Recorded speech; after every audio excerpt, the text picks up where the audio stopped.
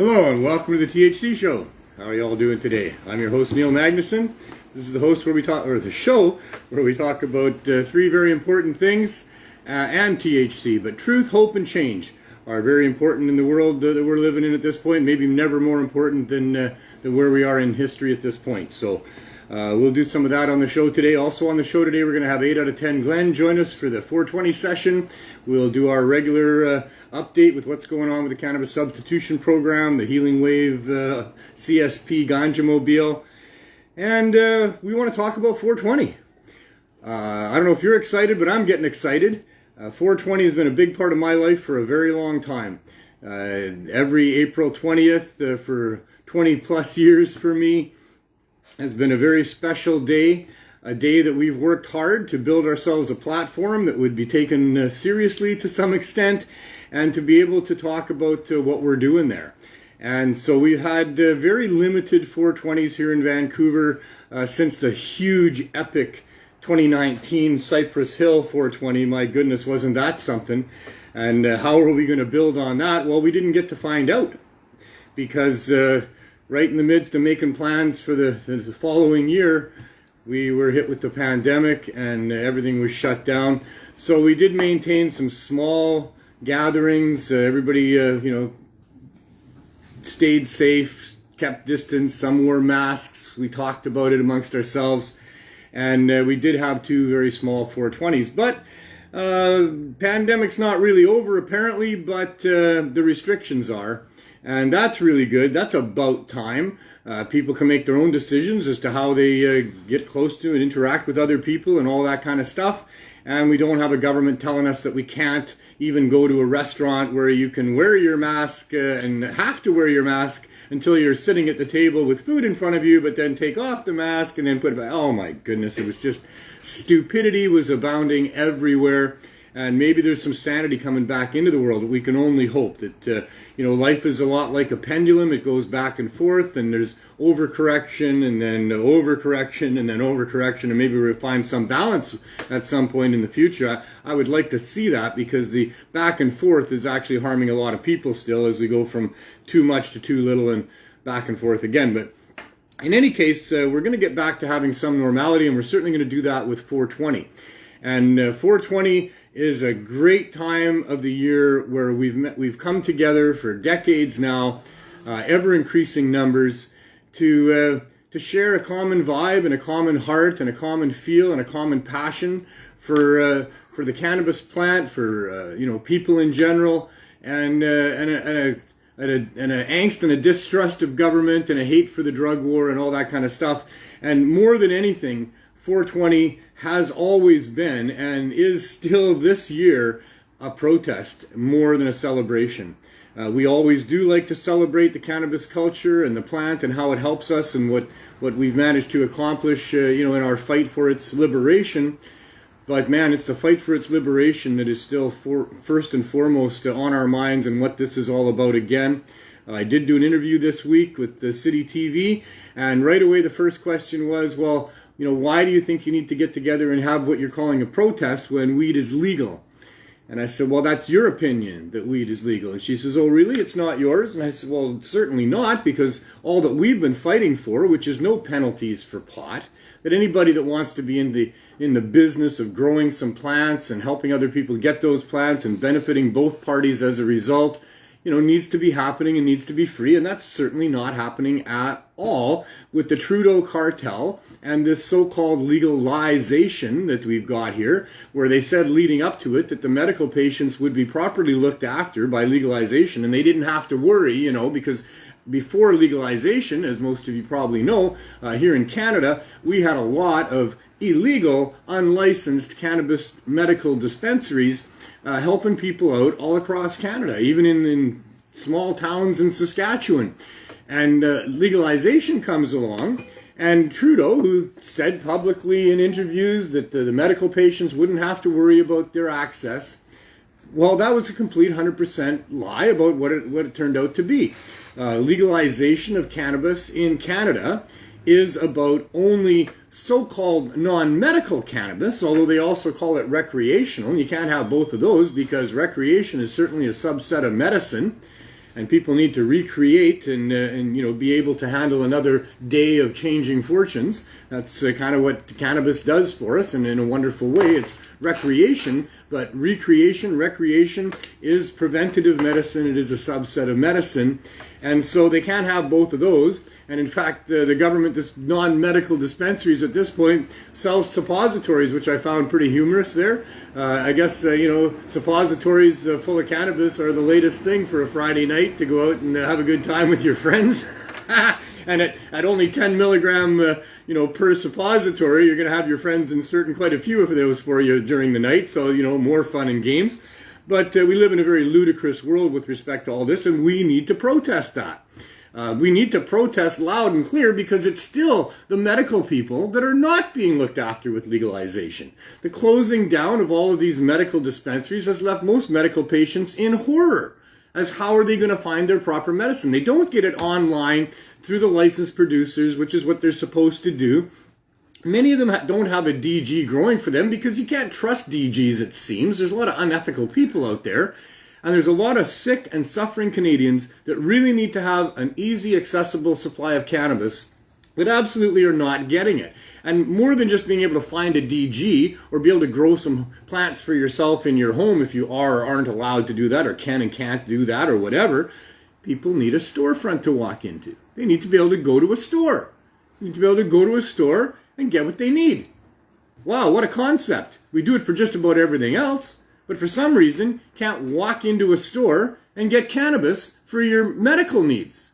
You can go buy some for a Friday or Saturday night to stick up your butt or smoke or whatever you want to do, as long as you're only having fun and it's not for medical reasons. But medical people who really need it, they need some good advice, they need a whole variety of different things, they need a number of different ways of ingesting that, topicals, whatever, they don't have a store they can walk into. They're prey for people on websites that have a whole bunch of really expensive products for them to take a chance on, and who knows, they need a store. We need a store for people that are sick and suffering to go and get cannabis. And we don't have that. And until we have that, and until there's no penalties, criminal penalties especially, but no penalties for anything to do with pot, we don't have proper legalization.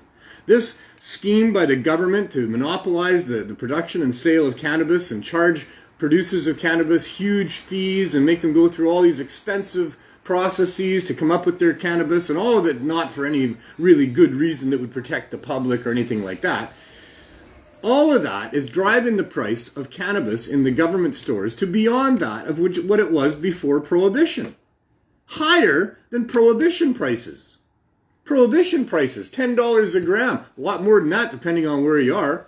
$50 for an eighth of dirt weed in middle Ontario, in rural, places in Canada, and more than that up north, and blah, blah, blah, blah, blah. And if you want some of the good stuff, you want some of the BC bud, well, you pay through the nose for that everywhere.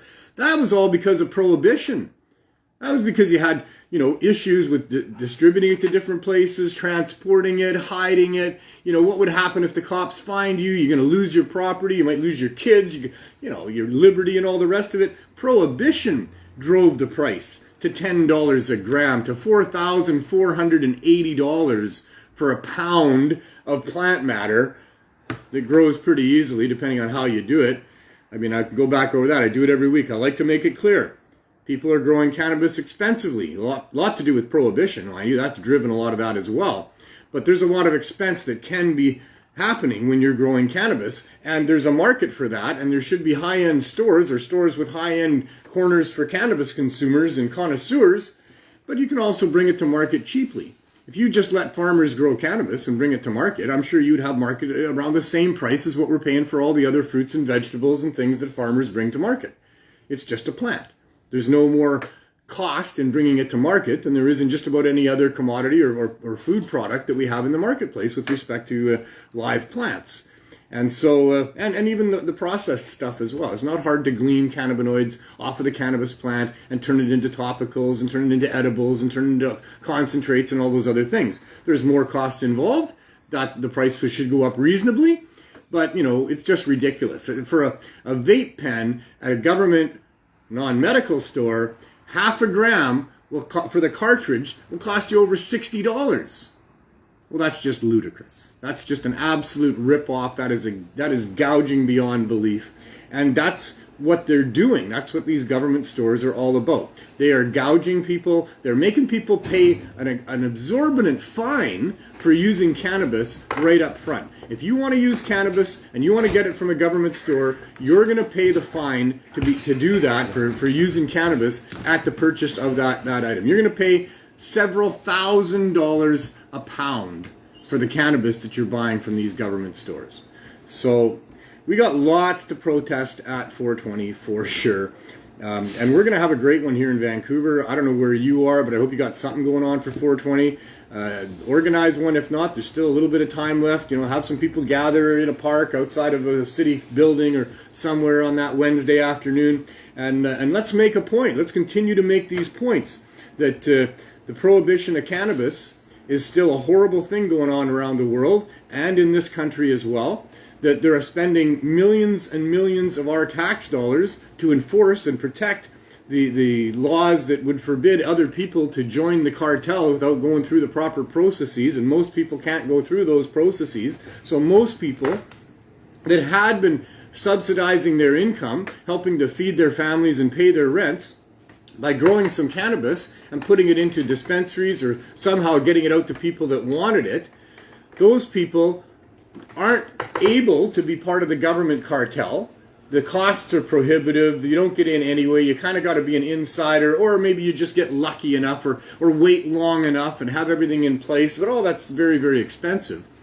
All that stuff is making it so that most of the people that were growing cannabis prior to Trudeau's cartel legalization are not part of the deal. And if they continue to grow cannabis, they're going to be criminals. But they're not going to stop growing cannabis. Why would they stop growing cannabis? That's what they've been subsidizing their income with for all this time. The only difference is no difference. Well, maybe there's increased penalties and more people coming after them. I'm not sure. There were more laws enacted and stiffer penalties put into those for people that would consider to be part of their own little thing and not the cartel. But they're still growing. Most of them are still growing. Most of them weren't scared off by legalization because they were a criminal before legalization. Nothing really changed. They still probably have clients that want their product and not government product. So they're going to keep growing. And some of them are going to get caught. The statistics are horrible. If you look at how many people were arrested and charged for growing cannabis and the amount of cannabis plants that were seized in the months after legalization, it's disgusting. This is not legalization. This is allowing for a small group organized by our government to operate a monopoly protected by taxpayers' dollars and police forces and courts. This is not legalization.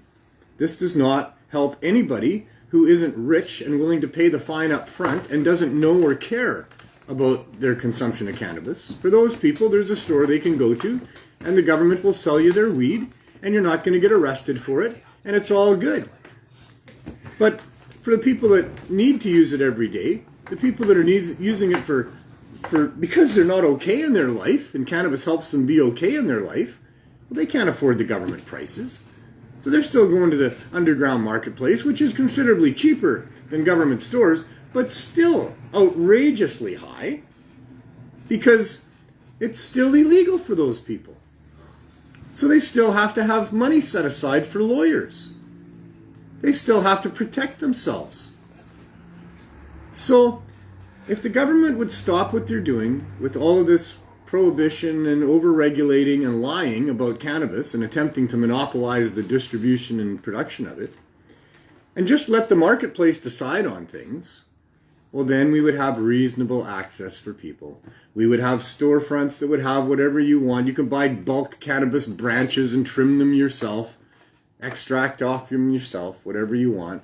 Or you could have a really cool, really expensive looking high-end cannabis store with all sorts of fancy glistening buds with lights on them and everything else, and you can pay $20 a gram if you want. Nobody cares. That's fine. You want to brag to your friends that you got the $20 gram? Great. But don't have the ability to go and buy the $20 gram and brag to your friends. And the poor people are there able to buy the $14 gram, but it's not so good as the $20 gram. And the real poor people got nothing but what they always had, which was from the underground marketplace, which is lots of times great too, and still very, very expensive. And none of it makes any sense except in a corrupt world. So we need to protest, and that's what we're going to do. And I hope you're going to do that too. And it's 4:19, so if you don't have one rolled, you got 1 minute. Me, I got 1 minute to tell you that 420 is going to be the bomb this year. Yes. Rain or shine, we're going to have fun. We're going to have a great group. The booths are almost sold out. If you want to check out the booths, I think it's 420 Vancouver. That's what it is. 420 Vancouver? No, yeah. It's Vancouver 420. Vancouver, I'll put the link up. That's the big change, is it's Vancouver 420. There is a different group involved in organizing. The ones that have been organizing the last couple of years have continued to carry on with that, as the old group really can't because of a bunch of stuff going on in the world, legalization-wise and otherwise. And so, we're going to have a great one here in Vancouver. The vibe is going to be awesome. And come on out and take part, have some fun, find some cannabis products that you like, educate yourself, and let's make 420, get it back on the tracks to where it was before we had to shut her down for a couple of years. And now it's 420. That weren't we just talking about 420? Now it's 420. And at 420 on this show, I have Glenn Wells join me for the 420 session, as always. I have another friend in studio as well that might want to join us for the 420 session. You want to come in and have a puff somehow, John? Just for a minute or two? Okay, we're going to bring John in? Sure. See if we can bring John in here for a puff. Bag here, and I'm going to switch over a little Okay, bit. well, that's very nice of you. There we go. You have to come over here, John. Yep, sit beside me. I won't bite. I just dropped my joint. Uh-oh. Yeah. What the hell? Where'd it go? Stoners, eh? Fucking stoners. Well, it's right on the table. Wow. Else, but yeah, whatever. How many people have had joints completely disappear? Just like that. Just like that. All of a sudden you have it, and then you don't. You don't want the cat. And you look everywhere, yeah, and it's nowhere. It just dropped.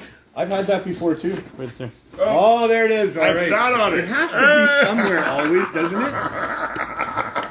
I sat on it. George sat on a bag of ground up wedding cake. Yeah. And didn't know it, not on purpose. But it came out, it was flat like this piece of paper. And we were thinking, well, how could you smoke that? Maybe if we made it a little thicker and then cut it up into tiny little cubes, you could put them in your pipe. Anyway, yeah. I've had things completely disappear. Oh, me too. That's weird. Happy 420, everybody. Yeah, light them if you got it. Yeah. So, want to talk about Doug and Michelle? That's hilarious, eh? Yeah, well, it's not hilarious. No, it's flipping terrible. It's terrible. They've got John doesn't know about this. We'll pretend you're the audience for a minute here. Well, I am for a long time. So, Doug and Michelle Sikora on the island there in Sechelt, they've got a dispensary there, the S&M Sweet Shop. Been helping people for a long time there. And we were talking to them today because they're going to open a private members lounge that is kind of like a cannabis-friendly cafe for people. Yep. And, it's going to be a big thing there. So then they're going to have a soft opening of that on April 20th. On April 20th, it's called Blunt's Cafe. Yep. It's in the same place that S&M used to be, but now they've changed the name to Blunt's Cafe. So look for that where if you're there and if you're passing through. Gibson's area. Good place to pass. I don't know how you get to be a member. I don't imagine it's too hard. Probably don't be a cop.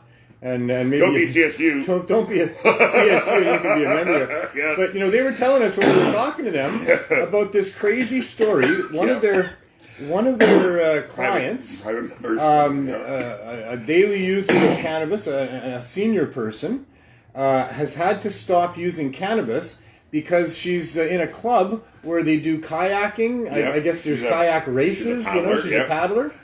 And so they drug test these old people to make sure they're not using any performance-enhancing marijuana.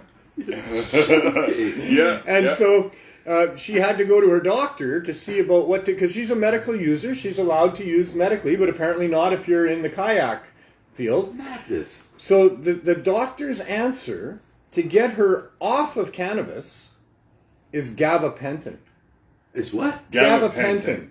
A horrible drug. Horrible. that people have all kinds of issues with. The man should be locked up. They should be, yeah, exactly. Yeah. But there's a lot of people I know who use it. There's a lot of people who use it. Anyway. It's terrible. Yeah. It's terrible. So we've got these drug dealers for the pharmaceutical company out there trying to get people off of cannabis with their replacement, their substitution, which we use cannabis to get people off of their drugs. They're using gabapentin to get people off of cannabis, apparently. So that's just ridiculous. That's just going and to give you a lot of disgusting. side effects where they'll just be buying more pills and stuff. And people think we don't have stuff to protest at 420. Eh? Yeah, I have heard that they're not allowing a 420 protest in Ottawa.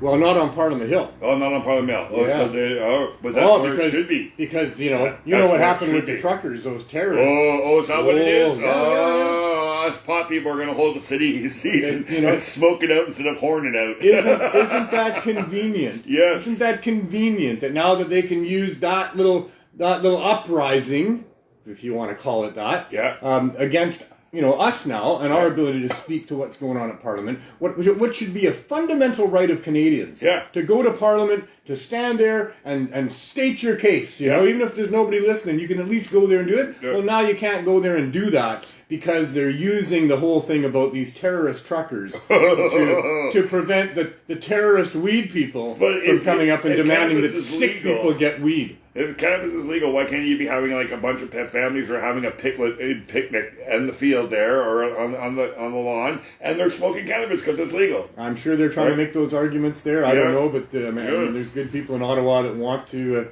make the points that we're trying to make here. Exactly, because that's where we need to. Yeah. We need to hit home, right? Well, my bit in this, of course, is being an older gentleman, some years older, Like the paddler. and being from somewhere else. So I was able to have a position from which, at 23 years of age, and having been finding my own country somewhat critical and being thrown out for that. So coming here and trying to ignore all the things that people would say was going wrong, I say, oh no, they're different, but. So I became to tolerate, but as I saw, the culture of Canada began to slip down the hill. And I won't go into the details, but because I was a stranger here, kind of a Bambi on the street, but was also not a Bambi on the streets of London, for instance, so I was still alive in a way. So what I saw was simply where did the problem. So I started going to various union, first of all. I think we had. I got a job at CBC anyway, and there was an in-house kind of union, so everybody went along with it, and everything was cool and it was paid by the government. So, in the meantime, I was still observing what was going on around me, and because I have a curious mind, I saw a lot of what was going on around me, and I saw that yes, there was a major deterioration in the quality of life. Well, the quality of governance there was for sure, and the quality of policing there was for sure. They became very militarized over that period of time. The police in Canada. They were totally corrupt, though. For sure. The first person that showed me around was an Interpol guy that I happened to have met, because a fellow that I worked with got me to share this house with this international policeman. He'd served in Scotland. He was Scottish. He'd served in Australia, and he'd come to Canada to work here. So he showed me around, right? And I don't know that because of my connection with my dad and his connection with their game, that, I looked around and saw what was going on and said, well, this is Canada. They do things differently here. Oh, yeah. But so I kept my mouth shut for 12 years, and then I saw the Prime Minister of Canada, because I was watching all the stuff going on as much as I could on the radio, and I was in media, so I was following it and I saw that this was going to be a major corruption that would put us all back into the hands of what turned out to be the international bankers. Yeah. Because from 1934 on, with becoming a dominion, and then we got fixed by a guy from here. His bronze head is outside the town hall here, right, City Hall, right. Anyway, he got the British to agree that we could have our own bank, and from that point on, Canada began to. But Canada actually was never strictly speaking, legal, ever. Right. They've done these things, but it's what they call, it's a fraudulence. Yeah. But the problem, there are major problems with this because only a very few people have dedicated themselves to following the steps that have happened in Canada. And one of them is the greatest man, Rocco, the international constitutional man, Rocco. Anyway, that man, unfortunately, is not well right now. No, he is probably the bravest, Rocco Gelati. Rocco Gelati. He's not well right now, and that concerns me. However, I look at all these things from a slightly different point of view. That is because I'm a man of God, and I believe I'm an angel, as I believe most of us here and most people that smoke the herb are. Why? Because Shiva loves the herb, you see? So it actually changes us fundamentally, culturally. I smoke weed, I become an angel. Yeah. When he smokes weed, he becomes an angel. Well, and John, can I ask you a question? That international bank, is that what we know as the Bank of Canada now?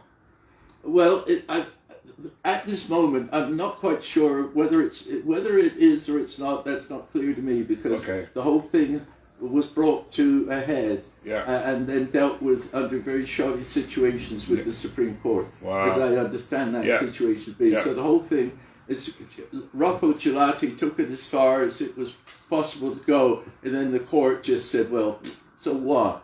Right. You know, in other words, he did not get a legitimate judgment on that issue. So for those of us who care about the legitimacy of things, at least that's got to be dealt with. Yeah. And so what needs to be dealt with then is how do we prevent a revolution, a violent revolution? Well, because we have a peaceful rebellion. Well, the peaceful rebellion is a result of the fact that instead of me doing my bit right at the start, when I took the whole issue of the religious use to the Supreme Court by getting myself busted, knowing that this was one way to prevent this process going down. I knew it then. See, I tuned in to the Creator, and the Creator said, "John, get down there and do what you can," right?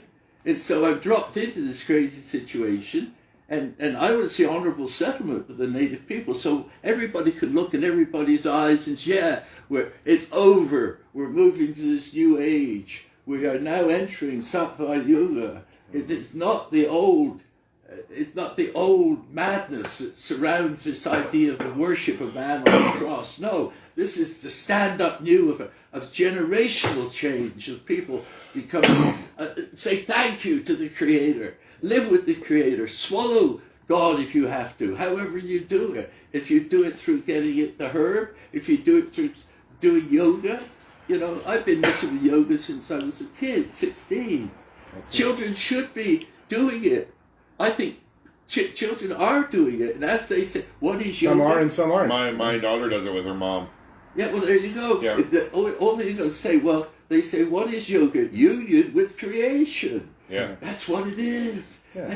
And when we get all this other church thing, religious thing, that ties you in. No, we have to be fluid druids. We have to be always drawing out. We need to pay some attention to that spiritual side of ourselves. It's the foundation of we're life. so distracted from that. You've got to keep it out of politics. Well, that's why politics is so fucked up. Yeah. It's like business. It's anti-life.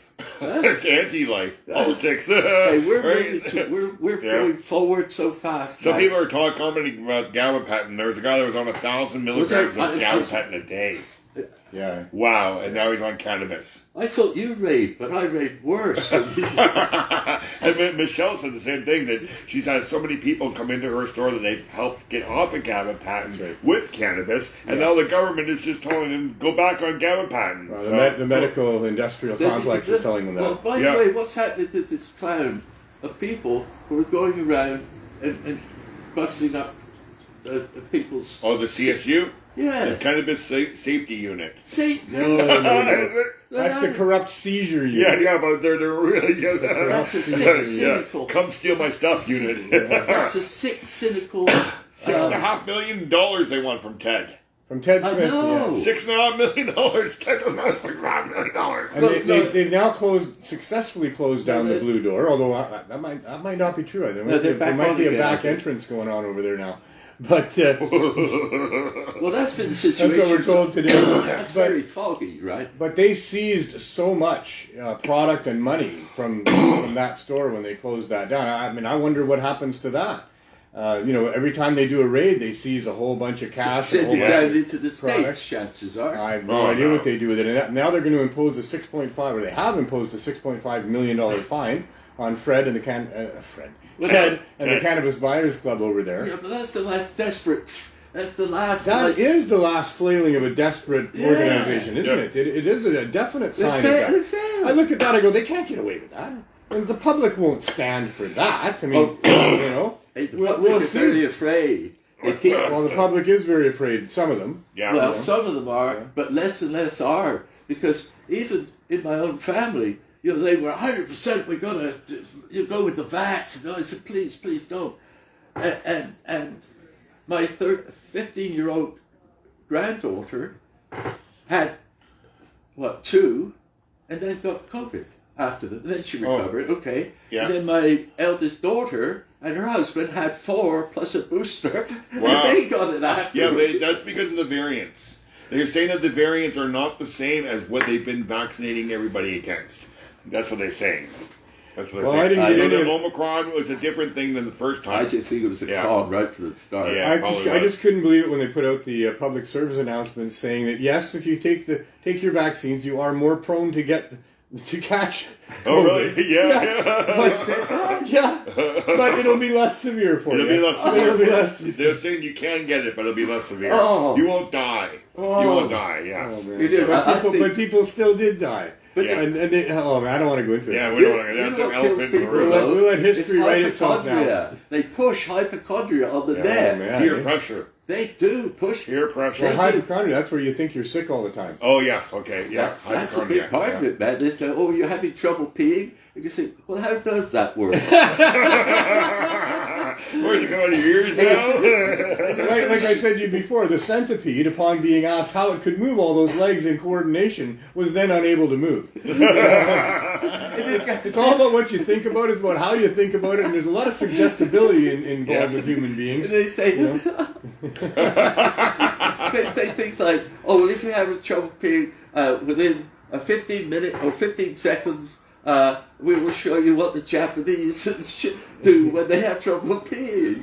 Right? Well, 15 minutes later, you're still waiting for the fucker to show you what. In the meantime, man. I haven't he got sold that you old 2 yet. kinds of drugs, Yeah.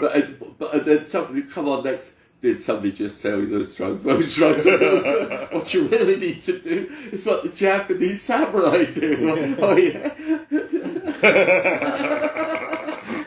Get good with the blade. Yeah, get good with the blade. Just chop it off. Yeah. A bobbit thing. Oh, Yes. you're the. My son was trying to tell me about how miserable other people have I been. mean, I think that drug I smoked earlier. no, you got the joints finally hitting your jaw. Kicking in now. That's good. That's The one good. you gave me, I think, Yeah, that's coming good. on I'm now. glad, It finally. takes a bit longer than Yeah. my usual thing. Sometimes they're a creeper, right? Well, I was noticing you over there in the chair going, I was like, okay, it's hitting him now. you guys are all so professional old hands. You see. yeah, this Because is Experienced. Well, the first thing I did was to try and not get it worse because I could see it getting worse, and that's why I did what I did. I grew 1 plant for every year. I was 42 that year. Oh, so you grew 42 plants. I had 42 plants in my garden. Yeah. Right. As representative, I had evidence that my grandfather, Shakespeare, and That's like half your life ago. huh? That's That's half what your life happened. Yeah, ago. half my life ago. Half your Wow, life ago. eh? When they came to my yard, Are you still doing the plant per year? No, I that'd be a lot of plants. did on Hornby for a number of years, but 30. I used to give it away because I don't believe in it. I'm Yeah, personally give it away, that was yeah. my position. Yeah. And when they came into town and everybody started, not everybody. There were a group of people who were usually ahead of the commons when it comes to something that might be a bit shady. That to take that on, some people, of certain subsets of the population. We Thanks for should stop. John. No, go, keep going. Okay, well, Yeah. anyway, they were running ahead, and some of them were my friends, and so, but peripherally, I became engaged with these people. And then my guru came up, Sarkar, Fakir, or Fakir Sarkar. I've never really been sure. I think it can be used both ways. And at which point, I began to realize that everything I've been trying to do as a little angel Christian boy, and had failed so miserably and fallen on the side of life in a way, and there was recovery possible, because I began to think about what he was here telling me, and I began to think, oh yeah. So I became involved with the Krishna people, because he was involved with them, and then I found out that he was asked to leave that particular thing, but he was an older gentleman. He's the real McCoy, right? And why? Because he turned out to be a Baal. Well, the Baals also, in addition to worshipping Shiva, they did worship Shiva, but that was in addition to worship Krishna. So they could go to a Krishna temple and do their Shiva thing in the temple, and it was acceptable. But when they realized he was also smoking weed and gathering people like me, fringe people around, and saying, yeah, it's okay, it's good for you. And then I began to, penetrate what he was telling me about what being, individual and collective enlightenment. I already learned what that possibility was at 16. And then if you try to stay on that side of the blanket, as it were, which is kind of an interesting process of sleeping with women, apparently, before I shouldn't always get round to that sort of thing, but it doesn't come up for me anymore, you understand? Yeah. General popular, I'll stop. I'll stop. Shut up. Well, it would be good to get back to a little more of a spiritual world. We've got some work to do on that count, because the corporate influence would like to have us all, pretty much just robotic machines of, obey, do as you're told, live a little bit in fear, drink some alcohol, work till you drop, then party the rest of the time, but don't think too much about how much money they're taking out of us, how hard they're being on our environment because of the practices that we're involved with here with unethical groups and what have you, and just be complacent and shut up or be scared about this or whatever. But all of this is the difficult that there is what there is to navigate through in a world that we're living in. It is so easy to be distracted. We're up against people that understand how to do that, very, very well. And so that's why we're still fighting this fight. It's so wrong and ludicrous and should be so obvious that there was never justification for prohibiting these flowers that people have been using for thousands of years for feeling better, but also for religious practices. There was never 100 years ago. We're coming up in Canada we are in that 100th year right now in Canada here. 2023? 2023. We're in 2022. We're just about finished the 100th year since this bullshit started here. Since some corrupt judge in bed with a bunch of corporatists who wanted to monopolize their own products and eliminate cannabis from the marketplace, put together a book called The Black Candle, and Emily Murphy, the suffragette judge from back in that time, and that prompted Maclean's magazine in Canada to write a story using an excerpt from that book about marijuana, the new menace, is what she said. Mm-hmm. And she said that it was this terrible new drug coming up from Mexico, working its way through the States, driving people completely insane, the impetus for murders and rapes and horrible things going on, completely addictive. She wrote the most outrageous things about that.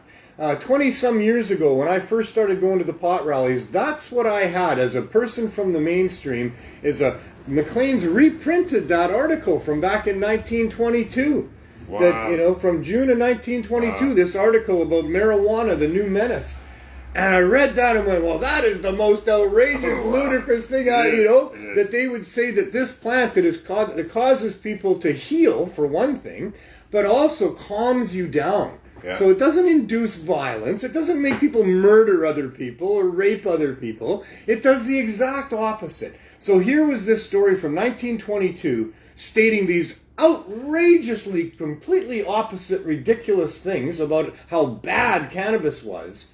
And before a year went by, in January of 1923, the Right Honourable Belland, a Liberal backbencher in the Liberal Party government there in Ottawa, stands up and says, "We have a new drug in the schedule today," and sat back down.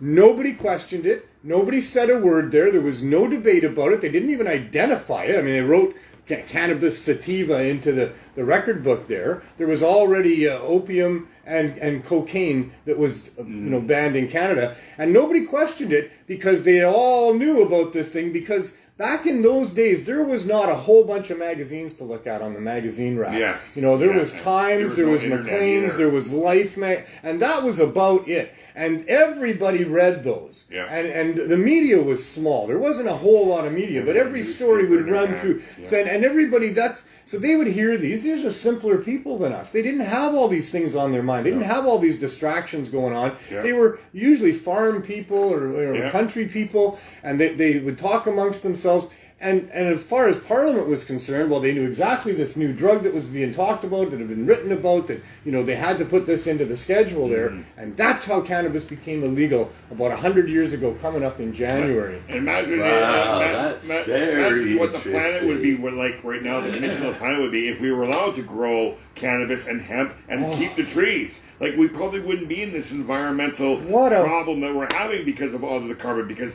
cannabis or hemp takes in 4 to 6 tons per cultivation of carbon dioxide. What a different world we would have. It would have a fresher world. What a different world we would have. Trees would be abundant. We'd be all the industrial uses of cannabis, which were pretty much so difficult. I mean, you could get cannabis clothing here, but it was sometimes even grown here in Canada after we got the ability to grow hemp, thanks to some people in the Kootenays that made that happen.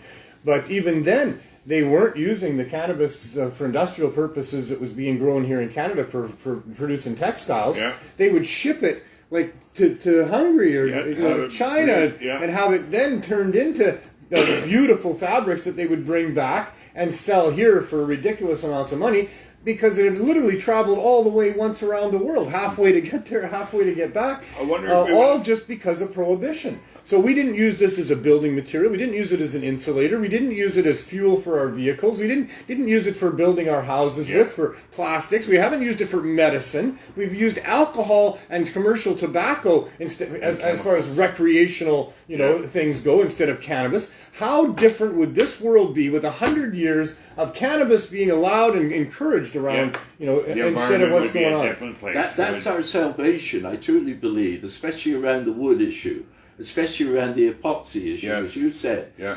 Not so many years ago, I've forgotten how long, but there was an industrial meeting here around hemp. I don't know if you were involved in that, but I came to it, but it was some years ago. I remember that. I think I recall what you're talking about. Yeah, and it was extraordinary what they demonstrated here, but because of the establishment that already exists, the people that sold the logging trucks, the thing, and that is why we need to have a restructuring in our means of governing. So in other words, we have to, as we the people, because everybody thinks that that's where it begins, we the people, when we have this common voice as a group of people that is not artificial intelligence, but is a foundation that begins with artificial intelligence and then returns it to the minds of the real people. And that's what you can do with none of the above, because if you want the information, there it is. It's there's people have done doctorates on every. So when you ask me questions, that I say, those questions can be answered over here. And if they can't answer them, I can. And if my answers are better than their answers, then at least I should be heard. And they say, what are you trying to do? Set yourself up as a genius? No, I'm not setting myself as up in anything. I'm just saying there is common sense, which then you can put to people very easily and say, is this acceptable? Is this acceptable? That is not acceptable. Is there something in between that's more acceptable still? Well, I've been all for a reset for a while here. I talked about it that's regularly what on we're the show. looking at. We need and we're going to say, how do we do that? Or First of all, you have to scare them, empower. but not frighten them. Yeah. See, you cannot bring any more fear, because they're very afraid right now, because they know we've had them in a box, right? We try to give people hope that there is a different way, and that there's a way we can do this. I think that for me, there's a whole bunch of different things that need to be done. There's no one way to get to the top of this mountain with all of us. There's too many different special interest groups that have to find different ways up the top of the mountain. Oh, very much so. Some of them just give up. You know, and that's what I'm saying. We need to give people some hope that there is reason to try to get to the top of the mountain, and that they should find a path that works for them. And everybody has different needs and requirements and things that they can bring to the table.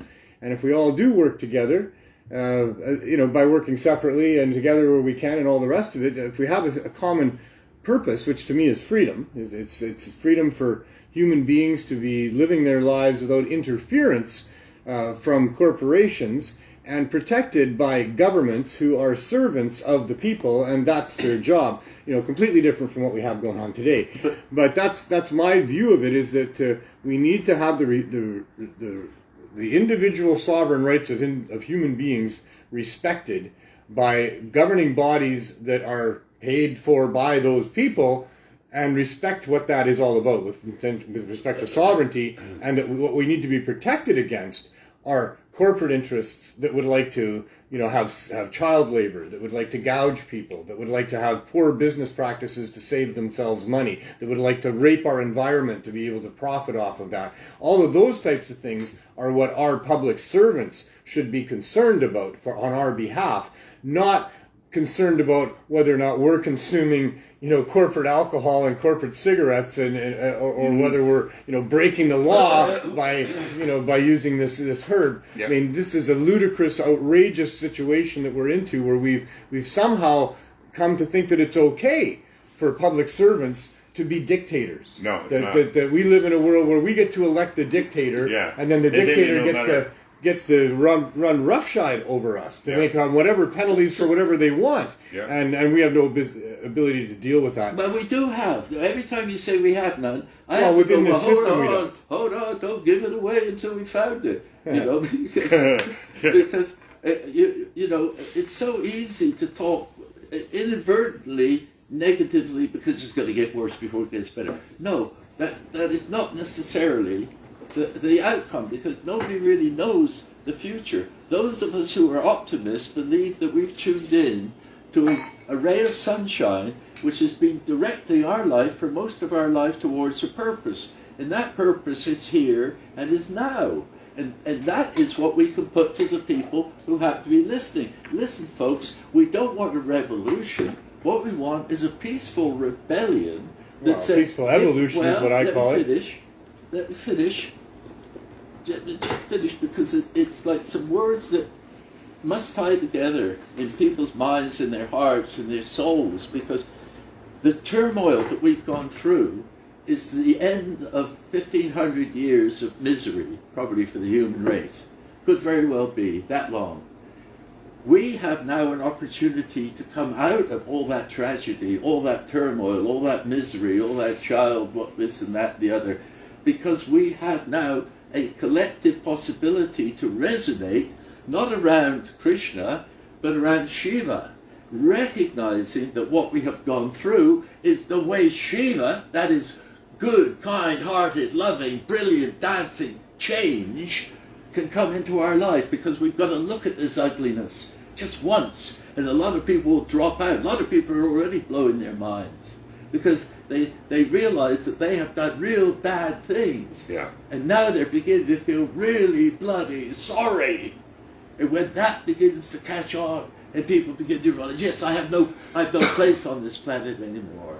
I must regain myself as a soul, because I'm going to lose my soul if I stay here and continue the way I behave. But what is that? Mostly just lying, cheating, doing dirty tricks, or blue meanness. And the blue meanness is the dangerous one.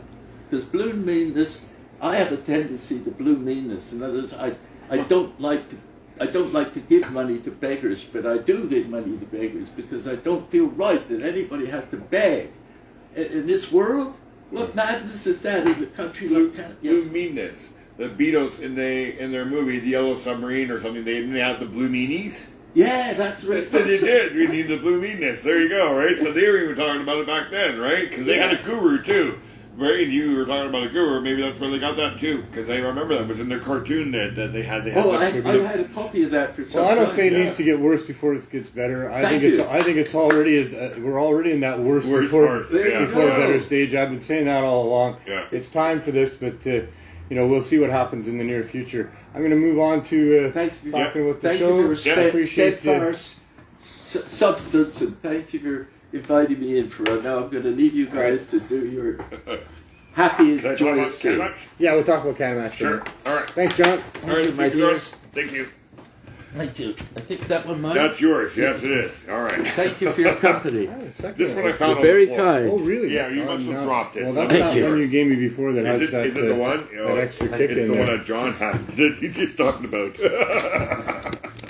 Yeah, that one it snuck up on me a little Oh, bit it too. did it? Yeah, that's good. Well, then Well, keep it for I tonight. guess it is. Keep it for tonight. When you're about to go to sleep, it'll put you in la la land. Okay. And I don't have trouble sleeping. No, I do I pretty use my good. RSO. Or Yeah, I don't need some- it. I don't need to pills use from anything to go to 30 sleep. I days never or have. something. Yeah. I've been very lucky. I'll tell you that back around I don't know when, but when the internet hadn't been around for too long, Yeah. and I know a lot of people have trouble sleeping, Yes. and I don't. But I thought cannabis works well for sleeping, but with this new internet thing there.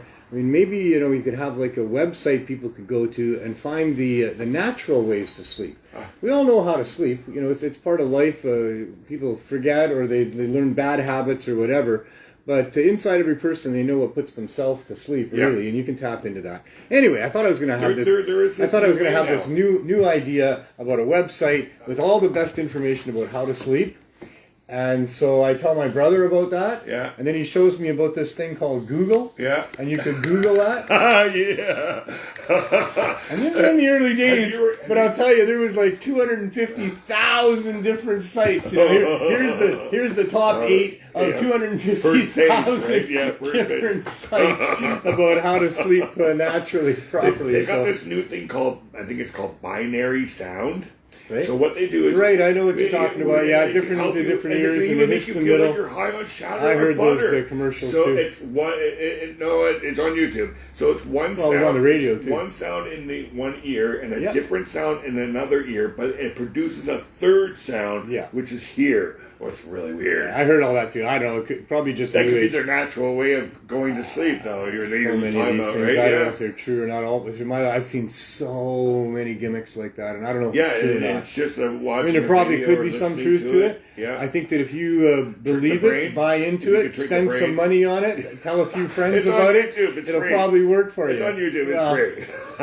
You don't have to spend any money on it. Well, that's good. Yeah, it's all. It's, Try it's, that. It's videos. I've watched some of these. I've listened on YouTube to some of Yeah, these you different got to things that are listen to it with supposed to headphones. reset It or can't be this your or that. stereo. It can't be your stereo because it has to be in your brain. Your brain has to produce the third. Well, sound. it works best in headphones. Yes, that's what they say. It has 100% to- yeah. headphones. 'Cause In fact, not- it was an interview I heard about it on the radio there. Yeah, Anyway, it really. We were talking about natural ways, so that's just Yeah. like wow. Yeah. sleep is good. So CannaMatch. And, Oh yeah, well, sleep right, is good. because balance is what it's all about, right? Yeah. Life is Yeah. all about balancing all your different chemicals. Sleep is very important. And if you're unmatched, the best way to balance yourself is to find a match. Yes. What a segue. I love it. And so yeah, and like if you're a person that really enjoys cannabis or has some that's part of your lifestyle, and it's weird. It's still happening. There's this stigma. Yeah. It's difficult to breach the conversation sometimes. Sometimes. You can't just come right out sometimes and say, hey man, do you smoke weed? Sometimes still, you can, yeah. sometimes you can't. People back away. Depending on who you are and what settings you're in and then the people that you're mingling with. And it can, in the past it was a dangerous thing Yeah. to do sometimes, to Yeah. let somebody know that maybe you were interested Because they in might that. go tell a cop. And yeah, so Right. there's still this crazy stigma.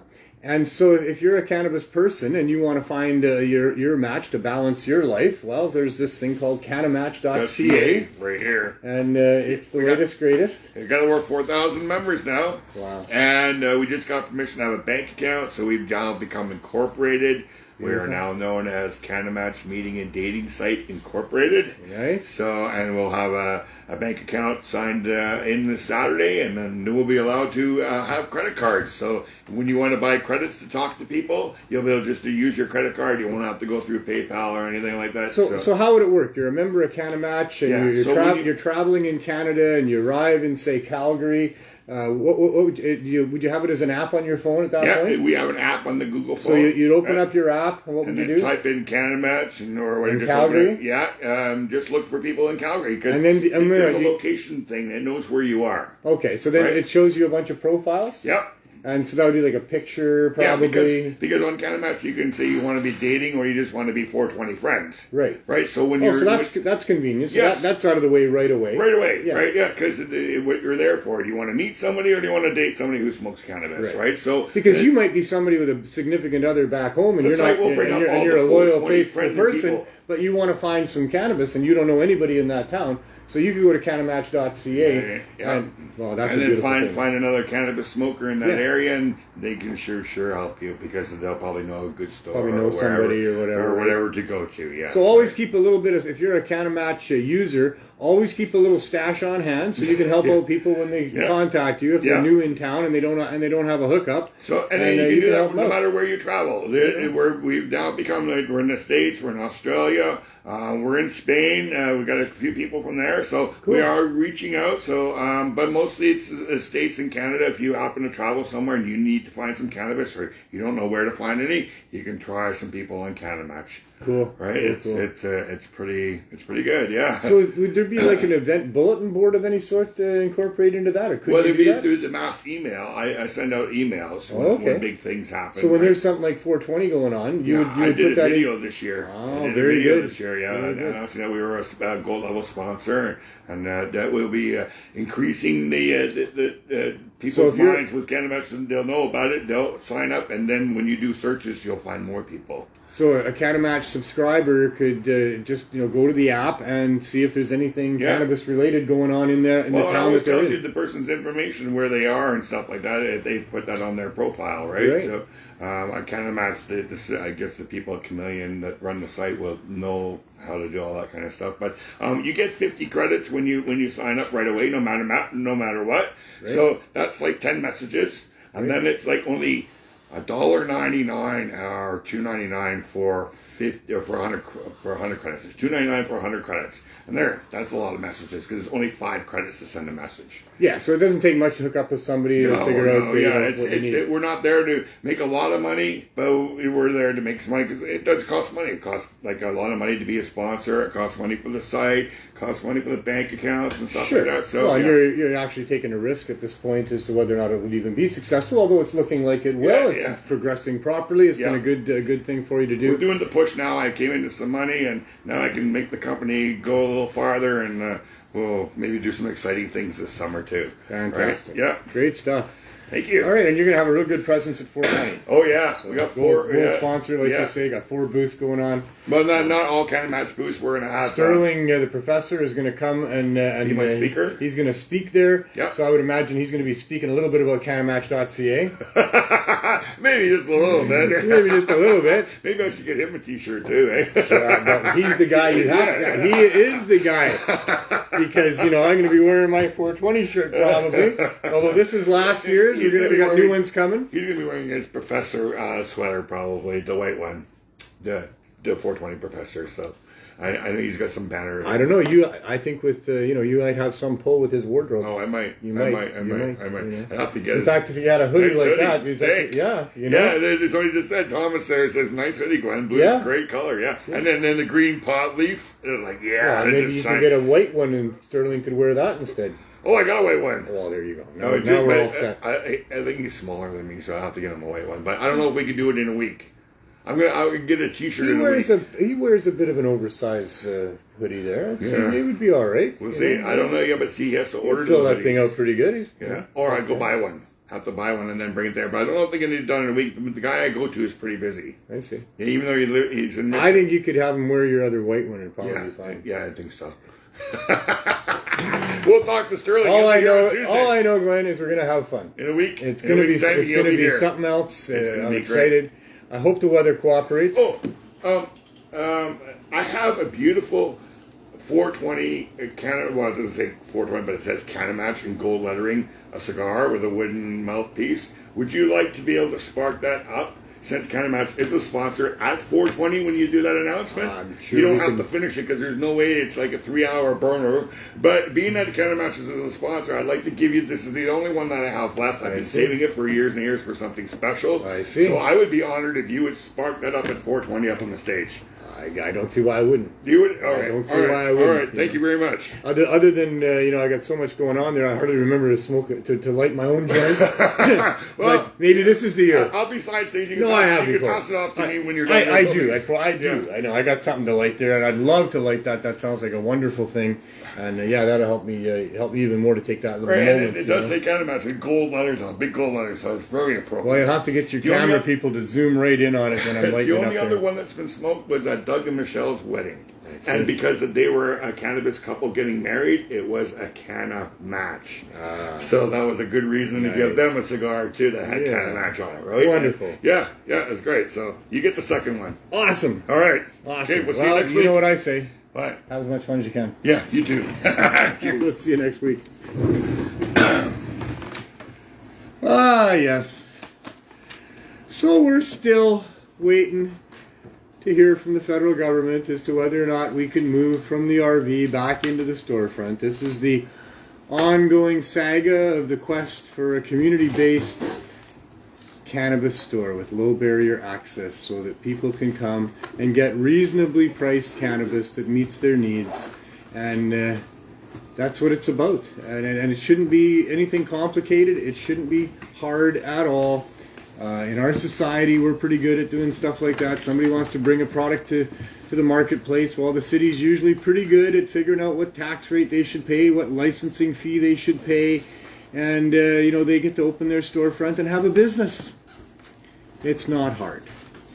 But apparently there's something so volatile and so dangerous and so controversial about this cannabis plant that even though there are hundreds of thousands, if not millions, of Canadians who could really benefit from having a store where they could go and access cannabis easily and affordably, and even though cannabis in the form of high-dose edibles has been proven, and we've been demonstrating for into our 6th year now, is effective for getting people off of opioids that they are addicted to and other substances that people find themselves addicted to.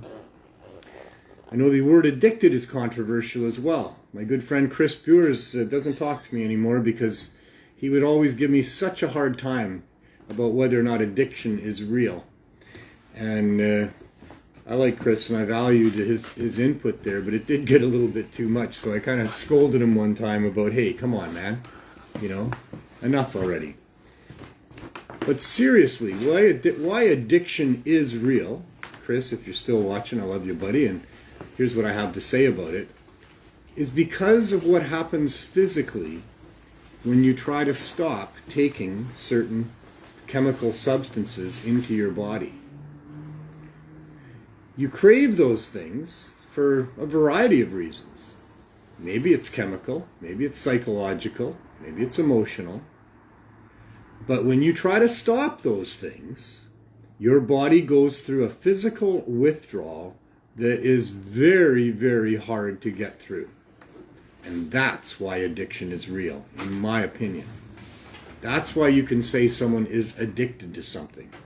Is because they can't just decide to stop because they've really only been doing it to get attention, or they've really only been doing it because it's a habit, or they've really only been doing it because there's this placebo effect and they just think it's helping them, but really they could quit if they wanted to. No, they can't. They can't quit doing those things if that's what's going on, because there is a physical barrier to quitting these substances, be it alcohol, be it opioids, be it other harsh chemical drugs that are in our environment. These things have a price to pay for quitting them. And cannabis has been proven by us and many others, lots of studies out by lots of researchers, double-blind, peer-reviewed studies speaking to the efficacy of cannabis high-dose edibles to stop using those chemicals, to get through that withdrawal, and then no longer be addicted. because it's the withdrawal, in my opinion, that really makes it such an addiction. And is a good basis for why people crave it as well, because when their body starts to run out of what they're used to taking, there is a real craving that goes on there, of course, because you don't want to go through withdrawal.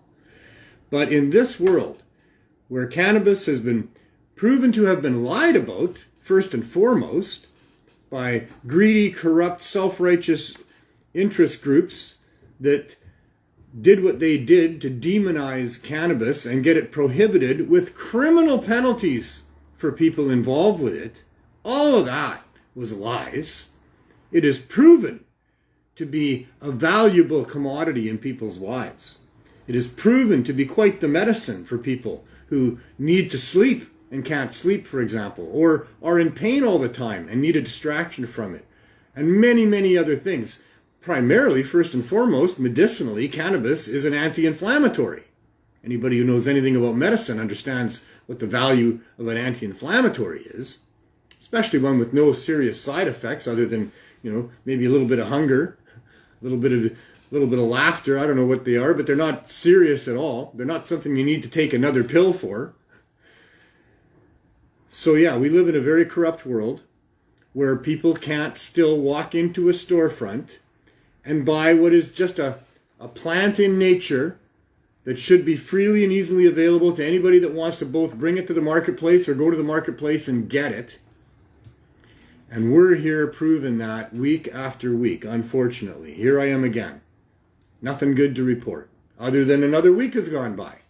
And every day without a raid, and every day that we're not interfered with in any significant way here, doing what we're doing on the block, is a victory. And it's a good day. But really,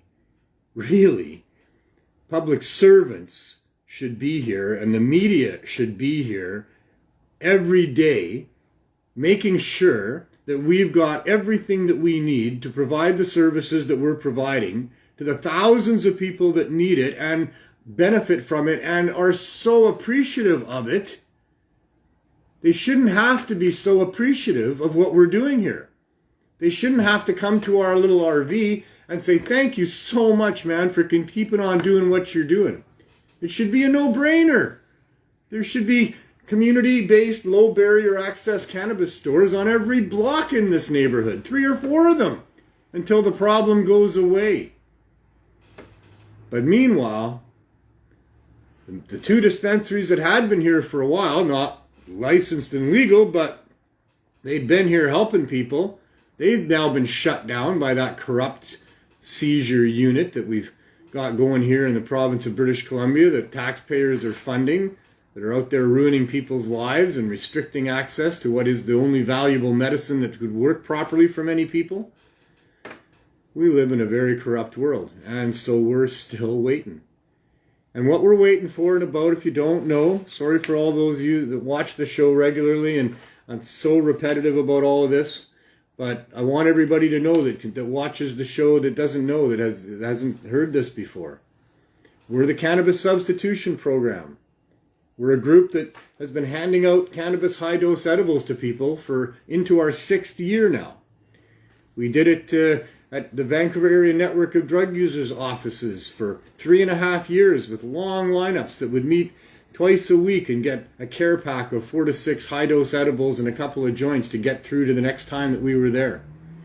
Because the city, after 2.5 years of doing that, passed a motion to support low-barrier access, we got a storefront. We had met with the city. They understood we were going to get a storefront and start providing low-cost and no-cost cannabis the way that we had been in the past, and now with low-cost as well to cover the rent and other things, and for other really good reasons, having low-cost cannabis available. But city licensing wouldn't go along with what the councillors did until they convinced everybody that they had to follow Health Canada's lead on the cannabis file. So before we can give you a license for this store that you're in, you're going to have to get Health Canada to give you their permission. So thanks to some amazing efforts from John Conroy, he really put heart, soul, and a lot of time into preparing a great application for us to put into Health Canada, and we did. We put it there under an emergency application basis because we were then facing eviction from a landlord being threatened by the licensing department because, they're not a legal cannabis store yet. So yeah, they didn't respond in a timely fashion. They said they would have it for us probably early January a year ago last December. Now they say they're still working on it diligently every day. They don't contact us every day. That's now 2-3 months ago they said that when we contacted them. We still submit different studies that come along that back up what we're doing. We're still gathering evidence every day here of how valuable this is to the community and the people within it and how much it works to get people off of those opioids and other drugs that are killing people at such an alarming rate. But the Health Canada Department of Special Licensing and Exemptions, they're not in any hurry, it seems. Or, well, what they say is that it's complicated. It's not complicated. We've been doing it for into 6 years now, 5 years plus. We've been doing it. It's not hard. We had a store for 5.5 months. It was easy. It wasn't hard. Even under the prohibitions and restrictions and not doing things like through the Cannabis Act and still waiting for permission, we still found it fairly easy to provide good quality cannabis for people. It's not hard. Let us do it. If the government can't help us do this, they should at least get the hell out of the way. At least stop threatening the landlord's lawyer and not allow us to use this as a store. At least stop letting people do this wherever the community requires it, because this is what the community needs. This is the number one best answer to the opioid crisis, is what we're doing right here. It might not be for everybody, and the problem mostly is that some people, when they try to use cannabis high-dose edibles, they eat too much, they don't feel comfortable with that at all, and they don't want to try it again. That's our biggest obstacle. That's the only thing that really complicates it for us, is to get people to eat just a small amount and wait the right amount of time and see how that feels, and then be able to gauge and guide themselves through what the right dose is for them. That's the biggest obstacle we have. We don't need Health Canada to come up with some crazy amount of restrictions and regulations to try to guide people through that. Nothing they've ever done like that has worked in the past. We just need the freedom to be able to do what's right for people. Allow low barrier access cannabis stores. You're allowing high barrier access cannabis stores. People that think they can make a bloody fortune off of people on their stores. We're not here trying to make a fortune off of anybody. We're here to try to provide what the neighborhood needs with a business model that makes sense, that can be duplicated elsewhere, because this is one of the best answers to the opioid crisis. But here we are, coming at you again, telling you the government's corrupt, angry about not getting a license, frustrated because we know we're not reaching all the people that we should be reaching. Do what you can to help us, please. If you can write a letter to somebody, make a phone call, talk to some media, I don't know. That's what I say. There are lots of different ways to the top of the mountain. If you've got one that you think might work, please try that. Please try anything you can before it affects your life, if it hasn't already. If you're looking for a way to do something because you lost a cousin or an aunt or a grandmother or somebody to prohibition, goodness knows we've probably all lost people to prohibition we don't even understand. We've all been affected harshly by the attempt to prohibit cannabis and the other plant medicines in ways that you can't even think about it.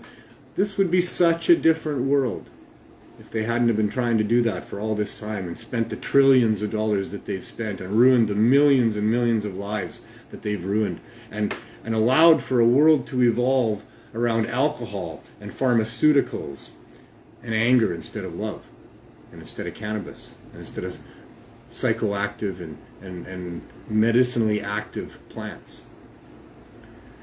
So let's, you know what I got to say about it. We can do things about this. We have made a lot of gains.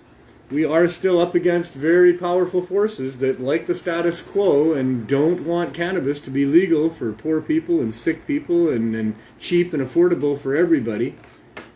But if we all get together and do what we can do, separately or together or however we do it, we could win this thing. So I'm hoping that we do.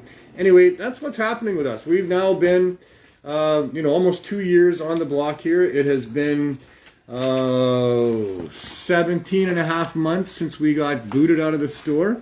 When that happened, we moved into an RV right away overnight. We could not miss one day of helping the people that had become part of our program, that relied on us for what they were getting to not use the other drugs.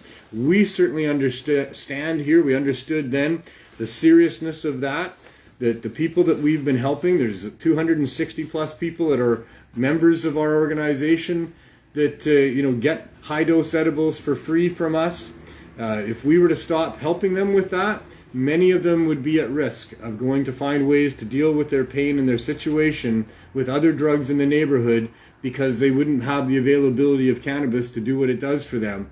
And people could be put at risk of die. People would probably die. So we moved into an RV instead of, just saying, oh, well, what are we going to do? We're going to just stop. No, we can't stop. So we're in an RV 17 and a half months later. It's a crazy story. I know it's hard to believe that, I have to every once in a while pinch myself too and go, is this actually true? Are we actually here, helping people get access to cannabis that's still in illegal ways and criminally illegal ways on the downtown east side of Vancouver, helping to stop an opioid crisis of overdose deaths while we wait for a corrupt government to give us permission? Can that still be actually going on? Really? I never thought it would be all of this time when I started this program, that it would take this long for us to still not have a piece of paper with a signature on it from some public servant that would give us permission. But that's where we are. So I know a lot of you also enjoy the weekly trips out to the RV and to meet the fellow staff out there. So let's go do that. We'll see what's going on in Vancouver.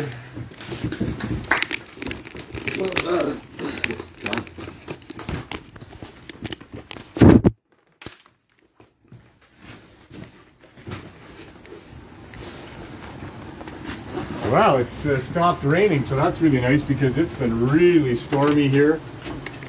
Yesterday we all had to come running out and see what was going on. It was snowing heavy, which turned quickly into hail. Rain involved in that as well. The sun just beaming down the street, a rainbow right over the police station, and lightning coming through the rainbow, and thunder, blasting all around us. It was quite a scene for sure. And it rained real heavy overnight. It rained real hard again earlier today, but it's looking like it's settling down quite a bit, so that's really good. So here we are. We're right close to the heart of Vancouver, where there's always lots going on there in the drug trade. And we're here in this RV. And this is the Healing Wave Cannabis Substitution Program, Doobie Mobile. And we've been here parked in the same spot for 17 and a half months. We have the side window here. And Jennifer Nelson, always smiling. That's the other thing we dispense down here, is smiles to people. There's a lot of that needed. And I think we're in the way now, so we're gonna go to the back because there's a gentleman here that wants to talk to you. So all right. We've been a lot busier lately, and it's harder to get the time to talk. But this is the back entrance to the RV, and this is where people come when they're part of the program, and they can access their high dose edibles from here. And we give all this stuff away for free. So they would come and go, shave and a haircut, 2 bits. Boy, remember when a shave and a haircut was 2 bits? I bet you don't. And Andrew, you haven't had a shave and a haircut for at least 2 bits. More than that. More than that. It got too expensive for you, probably. Yeah. I understand completely. So, so this is the CSP door, and this is where people access the high-dose edibles, and all this is done by donation. Yeah. It's the most important thing with what we're doing here is that we get people that donate to us, and that's what makes it work. We'd be here standing with empty hands, wishing we could help people if it weren't for people that were, so motivated to help what's going on down here that they donate to us. And so for 5+ years, we've been distributing cannabis high-dose edibles in several different forms from several different donators. Actually, dozens and dozens of donators over that time have all been a part of this, and some of them have been a part of it almost since the beginning. And so it's the donators that make it work. And I didn't talk at all yet about our other cities where it's going on, and I should. I need to make sure that we do that. We've got other great people that have also taken up the torch with this. It was Chris Backer first. Well, first I guess it was people in Victoria that because of a board member from Vandu here that brought the project over there, and they've been handing out high-dose edibles to people and using that as a method for dealing with withdrawal and you know, all the things to do with using those other drugs for, well, 4.5 years now as well over there. And then over 2 years ago, Chris Backer, a wonderful guy in Halifax, he started doing the program over there. And they've got a couple hundred people that line up once a week, and they do it outside of a school there, an old closed down school, and with great support from the community, from, you know, the neighborhood and the rest of it. And there again, because of donators. I know that if Chris was standing here and I was asking him about it, that's the first thing to be out of his mouth is we can't do this without the donators. Yeah. And always a need for new donators, always a need for more donators. Yes. It's how it works. But I'll tell you, it goes to a great cause, that's for sure. And so Chris does his thing in Halifax, and then we had a great baker here. We were so blessed to have Mary McCarty bake for us for quite a while here. Oh, yeah. She had come from Eastern Canada to help us here. That was her primary goal, and boy did she ever. And then when Family Matters dragged her back to London, Ontario, didn't take long, and she had started handing out high-dose edibles there. And so William Hicks and oh dear, his wonderful crew that's there helping him. I'm sure it's Randolph and Bev, you know, and other people that are helping there as well. And there again, you know, I know that William would say the same thing. This only works with if people donate, and if we have people that are taking the donations and turning them into edibles for us. Yeah. And exactly. So, you know, if you can help William, or if you can help Chris in London or in Halifax, please do that. Please, this is a great way to feel like you're doing something to help the overdose crisis, the opioid crisis that's going on, and to help get low barrier access to cannabis. We need to have stores for all of us, not just people that are addicted to opioids, not just people that are really sick, but for all of us need to have a store that would allow the option of a lower cost, affordable, but still good quality cannabis. It's easy to do that. There's all kinds of people would love to have a store doing that for sure. And so that's what we're here trying to get, is low barrier access to cannabis for all these different reasons, and to fight the overdose crisis with high-dose edibles. So here's where the CSP in Vancouver operates from, is this rather humble RV at this point. It needs a wash. I'm gonna have to get on that as spring is here. And so they come here and they knock on the door. We're here 7 days a week, actually. Actually, for the CSP, we're here 6 days a week. We opened the side window on the 7th day, and so the people, and we have lots of CSP people coming here on Monday, and they get a muffin, they get a cookie. We got John Murray produces these amazing muffins for us. He's been doing it for years, 100 milligrams per muffin. And Michael, the Cookie Monster, provides these extremely healthy cookies, and he's been doing it even longer than John. And so that everybody that comes here, whether they're part of the program or not, they get a muffin or a cookie or both, and a joint, whatever it takes. We're here to give them what it takes to help them and get them off of what they want to get off of, if at all possible. Yeah. So what do you got today, Andrew? What do I have today?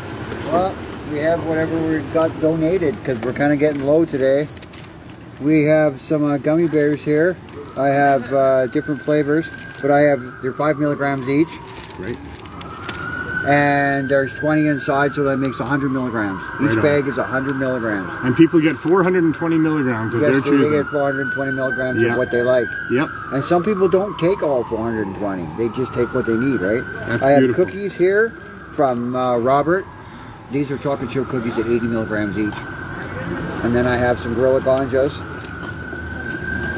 It's got gummy cubes cut into 10 milligrams each. It's 80 milligrams the whole thing, but it's cut into 10 milligram pieces. This is 40 CBD and 40 indica. This is black cherry.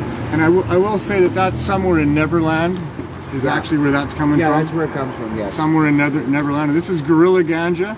I have this one. And these people are indica. fantastic. This is the most popular one, pure indica. They have been donators to our program for, I have another one here. At least 4 years. Half and half mango. This is sativa, 40 indica and 40 CBD. And this one here is full CBD. This is the one people need out there on the street, because it's the one that helps with anxiety. Yeah, a lot of people like the full-on CBD.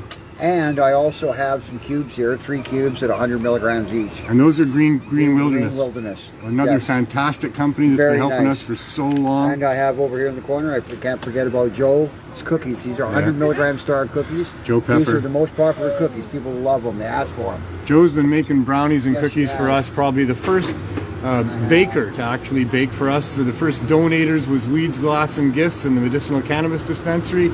And then Joe Pepper was there every week with brownies, and she's still helping us all the And time. these are my 50 milligram. And Dirty This was Dave, Joe's. Dirty These are- Dave, a fantastic donator. He used to Dave's bring great. sandwiches down when we were at Yeah. Vandu there. The, Very nice, The yeah. turkey, ham, and chicken, you know, the THC sandwiches, Oh, great. Truth, Hope, and Change, I and have some pills turkey, right here. ham, and chicken. These are 50 milligram Keith pills. People like to take them, open them up, and put them inside their joints and smoke them, or put them in the pipe. Well, and some people take them And as, some as, people as take, pills. take the whole pill. They do, yeah. Well, a lot of people say I like to open them. Right? And we got more of Mary's cream now. Mary may be gone, but her products are still here. Biggest allergy's dead. I have the low dose 5 milligram pills for people who like low dose. I have a lot of low doses. It's important to people to have low dose. Not everybody uses the high dose. You know, for people that have been on opioids and hard drugs, pretty much high dose is necessary. For people that are in serious pain and medical distress, a high dose is pretty much what they need. But there's a lot of people that find the relief they need in low dose, and they can't take the high dose. So it's very important to have low dose as well. And for people that are just starting out, they want to start at a low dose and then move up from there. So that's why it's important to People have low like the dose as well. edibles, but people like to get a joint. I got joints that people get joints. They always like ask to have me, a joint. Did you put a joint in the bag? And I say, yes, I did. Right? And part of that is because if you're going to take an edible, Yeah. it doesn't kick in right away. It takes No. 20 to 40 minutes for an edible Yeah. to kick in. And so smoking a joint gets you kind of bridged over to that, Yeah, that sure time does. when the edible Great, starts to yeah. make you feel better. Works great. Yeah. Everything's good. Yeah, I've had about 24 people today. Right on. Tuesdays are really a lot of people, right? A lot Yeah. of people need help. Yeah. You got to help everybody out there, right? Yeah. I was down there, and it's hard. Everybody's struggling. Very good. This is the way to get out. It Because is. it won't kill you. It won't hurt you. Well, thank you, Andrew. I appreciate your Thanks, dedication guys. and the information. We'll see you on the other end.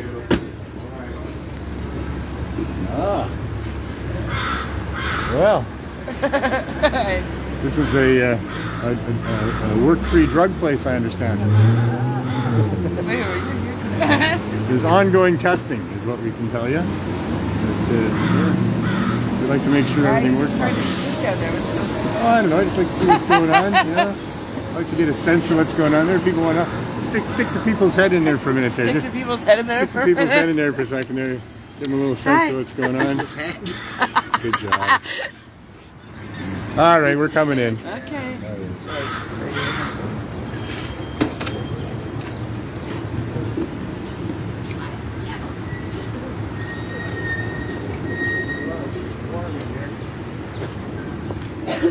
It's nice and warm.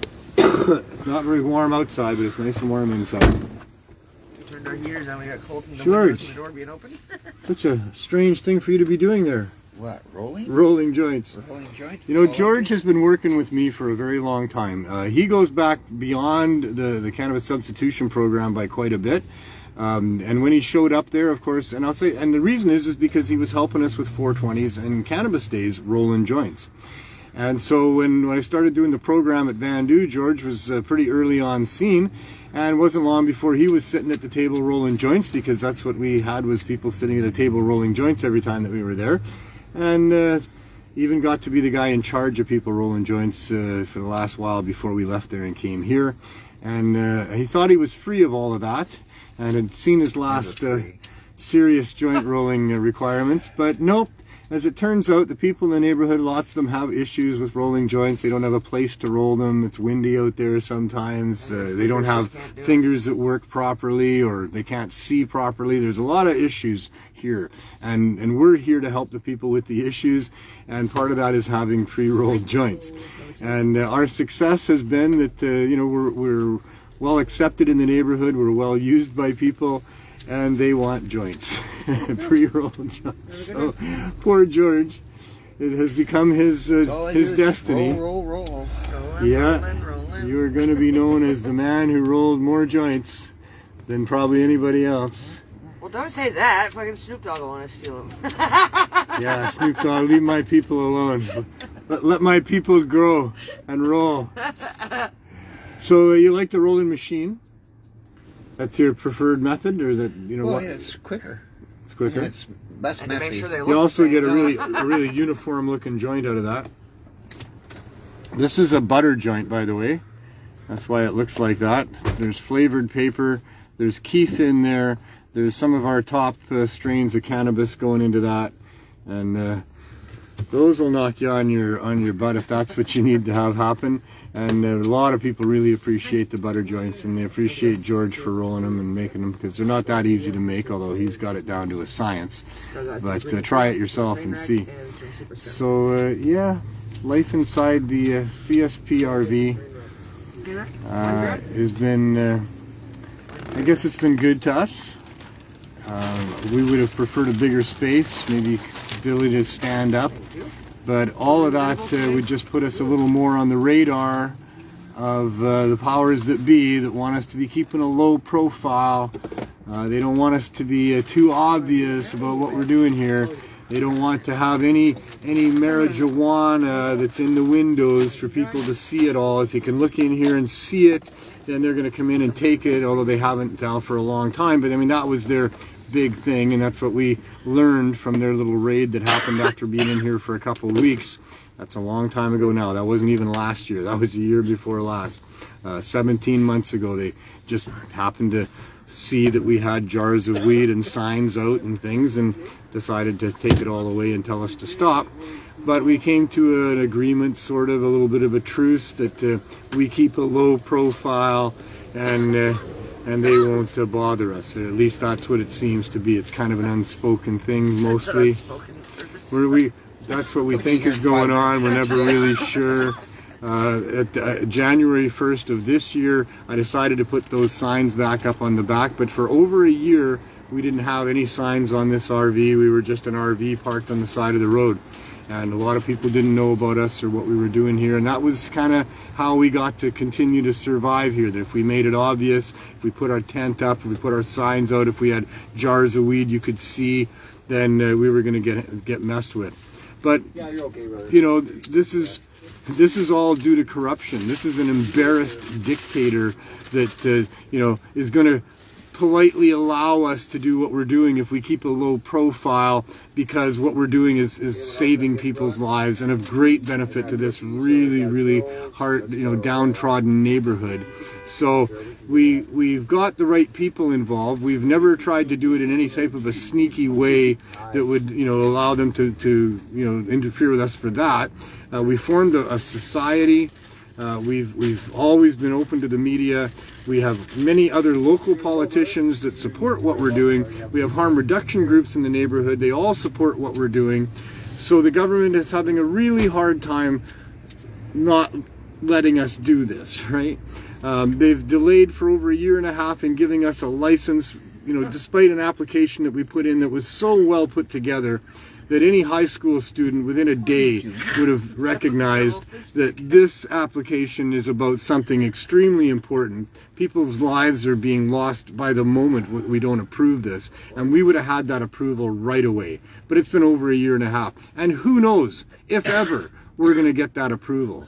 So it's just crazy and ludicrous, corrupt, evil, and wrong, but it is what it is, and that's why we're reporting the same thing week after week, hoping that maybe some of you people out there have an aha moment and decide to do something about it. And one of you people who's doing something about it is that straw that breaks the camel's back. It's that critical mass point where that's the one that it takes. If you look into critical mass, you'll see that it only takes one letter, one phone call, one person to add to the group that pushes it over the top. And all of a sudden, all kinds of good things can happen. Yours could be the letter, yours could be the phone call, or, you know, those are my things that I do. I don't know what you do. You know, I go to talk to people too, whatever. But, you know, let's try to get low barrier access cannabis stores in communities and bring some reason back into that aspect of things. And then let's see what happens. Because, you know, if there was low barrier access cannabis stores, and if the stigmatization goes away, and if people start embracing cannabis and the government starts encouraging cannabis and not taxing it to death, but trying to encourage the use of cannabis over opioids, over alcohol, over commercial tobacco, over pharmaceutical drugs that they have a lot of bad stuff going on with them. If that becomes the world that we live in, then maybe a lot of other things change. Maybe we start loving each other a little more and respecting each other a little more, and all of us having a little more money in our pockets than we have before, and maybe there won't be talk of war in the future if there's a world that's based on cannabis and love instead of alcohol and hate. So that's why I think what we're doing here is so important. That's why I think what we're doing here is not being given the permission that it needs, is because the corrupt powers that be know that this is a big threat to them. What's complicated about approving our application is that other people would want to do it. Other communities would want to have it. Maybe less people would be addicted to opioids and other hard drugs. Maybe alcohol would stop being such a scourge in our society if most of the parties were cannabis-based instead of alcohol-based, etc., etc., etc. We're doing what we can. I hope you'll do what you can. I want to thank the people that are helping us, and thank all of you for whatever it is you've done or are going to do. There's a whole bunch of them. I really got to thank Neil, my producer, who faithfully week after week comes here and somehow gets my message out there and puts up with you know, all the stuff that goes on here in the way of distraction, and still makes it. You mentioned him today. It's an adventure. I did. Woohoo! I didn't remember. Do you guys have anything else you want to say before I say goodbye to the people? No, I'm high. Leave me alone. One of the downfalls of having to test our products, you know, by the end of the day, it's how it's going. But yeah, cannabis culture has been great in allowing me to have this platform.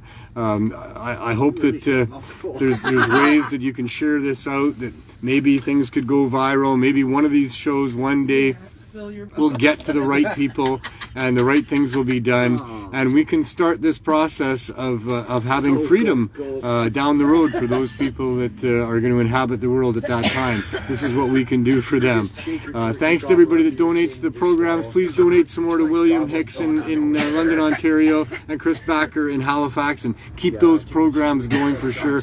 Oh, and Mary, by the way, I should mention, she's doing her thing in Winnipeg now, where she had to go and leave it to William in London, and she's becoming a little overwhelmed by what's going on there. Like 200-300 people in this one area, this one complex that she was told is the place to go, have now really embraced what she's doing, and in some ways they were even swarming her. I'm told that she had to really stand up for herself, which she's very good at doing.